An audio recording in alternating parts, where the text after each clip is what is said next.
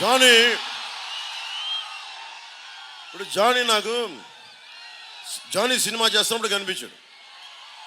ఈ అబ్బాయి ఎవరో కూడా తెలియదు. ఏం చేస్తామంటే నాకు నీతో పాటు పని చేయాలని అన్నాడు. ఎక్కడి నుంచి వచ్చావాడు? నెల్లూరు నుంచి వచ్చాడు.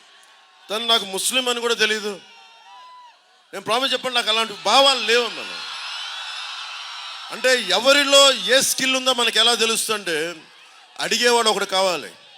నా దగ్గరికి వచ్చి అడిగితే డాన్సర్ అయ్యాడు, డ్యాన్స్ మాస్టర్ అయ్యాడు, కోరియోగ్రాఫర్ అయ్యాడు. ఈ రోజున మన భారతదేశంలోనే అత్యంత ప్రముఖమైన కోరియోగ్రాఫర్. ఇది మతంతో సంబంధం ఏముంది, కులంతో సంబంధం ఏముంది?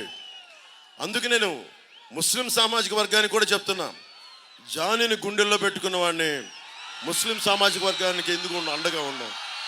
కాకపోతే నేను అందరిలాగా చెప్పండి, నేను అంతే. అందరిలాగా ఎక్కువ మాట్లాడి తక్కువ చేయడం కంటే కూడా తక్కువ మాట్లాడి ఎక్కువ చేయడం నాకు ఇష్టం.